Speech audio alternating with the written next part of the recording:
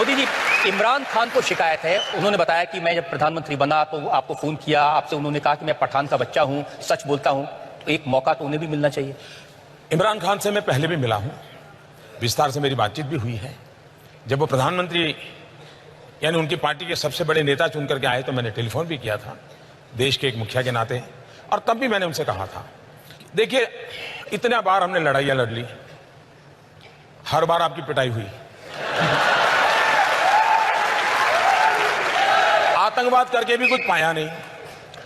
ये जितना हमने बर्बादी 40 साल में की है, अगर हम 5 साल मैं मेरे देश में गरीबी के खिलाफ लड़ूं, आप अपने देश में गरीबी के खिलाफ लड़िए, हम दोनों गरीबी के खिलाफ लड़ें, हम अपने आवाम का भला करेंगे। तो उन्होंने मुझे कहा कि देखो मोदी जी, मैं पठान का बच्चा हूं, मैं सच बोलता हूं, और इसलिए मैं आपको कहता हूं कि आइए हम नई शुरुआत करें। ये बात हुई थी।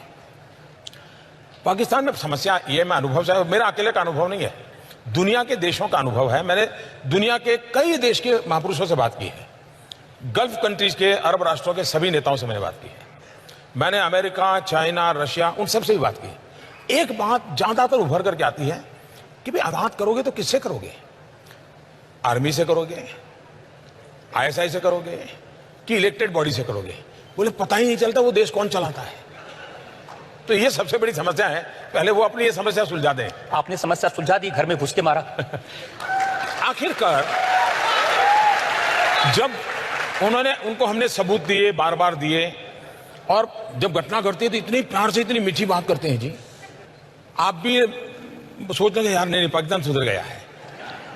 पुलवामा के बाद मैं उनकी बहुत मीठी मीठी बातें मानने को तैयार नहीं था। मैंने कहा भाई आपकी बहुत बातें सुन चुका, अब आप करते ही नहीं कुछ। हमारे यहाँ इतने लोगों को मार दिया, आपको हमने सबूत दे दिए, हमने एविडेंस दे दिए, उनकी टेलीफोन दे दिए, सब दे दिया, लेकिन आप कहते हैं हम जांच कर रहे हैं, और 10-10 साल हो गए।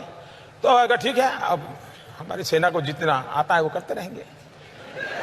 उनकी बात तो समझ आती, लेकिन हमारे यहाँ ममता दीदी हैं, बहन मायावती हैं, अखिलेश भाई हैं, राहुल भाई हैं, जितने भाई बहन हैं आपके यहाँ पर, वो सब कह रहे थे सबूत दीजिए एयर स्ट्राइक का। देश के किसी भी नागरिक को सबूत मांगने का हक है, राजनीतिक दलों के नेताओं को भी सबूत मांगने का हक है, लेकिन सबूत मानना ही उनकी जिम्मेवारी भी है।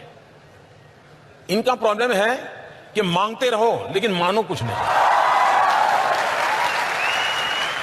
सबसे बड़ा सबूत पाकिस्तान खुद है जी। आप मुझे बताइए कि हमने तो कुछ डिक्लेयर नहीं किया था, हमारी जो स्ट्रेटेजी थी उसके हिसाब से तो सुबह हम मीटिंग करने वाले थे, मीटिंग करके कुछ योजना करने वाले थे, उस प्रकार से सारा प्लान किया हुआ था। जब 3-3:30 बजे सब पूरा हो गया, हमारे लोग लौट आए, वो अपना यूनिफॉर्म वगैरह उतार करके सब अपना चाय वाय कर रहे थे, तो बड़ा हंसी मजाक का काम चल रहा था जी। मुझे भी इन्फॉर्म कर दिया गया, तो पहले मेरा मन कर गया कि चलो सो जाएं, फिर मुझे हुआ नहीं यार, देखे जरा इंटरनेशनल में कुछ हलचल तो नहीं है, तो मैं जरा ऑनलाइन जाकर के सारा सर्फिंग करने लगा कि दुनिया में कहीं पर इस घटना की खबरें आना शुरू हुआ तो नहीं है। घटना बहुत बड़ी थी। उधर मेरे लोगों को मैंने कहा ठीक है आप सो जाइए, लोग थके हुए होंगे, सुबह बात करेंगे। लेकिन मैं नहीं सोया। 5-5:15 बजे पाकिस्तान ने ट्वीट किया कि भारत आकर के मार के चला गया।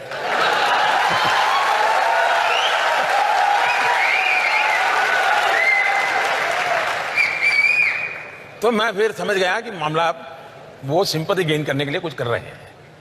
रोना शुरू कर दिया इन्होंने। मैंने फिर हमारे लोगों को इकट्ठा किया और मैंने कहा भाई तुरंत बैठना पड़ेगा।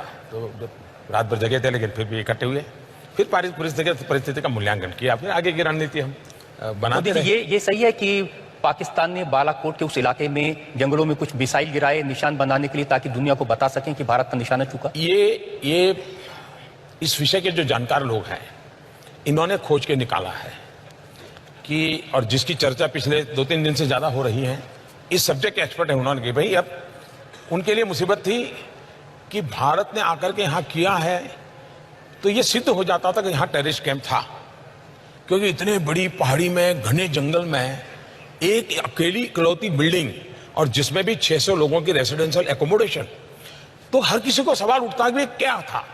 इसलिए इनके लिए इसको छुपाने के लिए कोई ना कोई रास्ते ढूंढने ही पड़ेंगे। पाकिस्तान के लिए दोनों तरफ से मौत है। ये भी कहें कि हाँ कोई आया था, बम गिरा था, तो भी फंस रहे हैं। और वो इतने डर गए थे जी, वो गलतियां पर गलतियां चले। विमान उनका गिरा, उन्होंने कह दिया हिंदुस्तान का गिरा।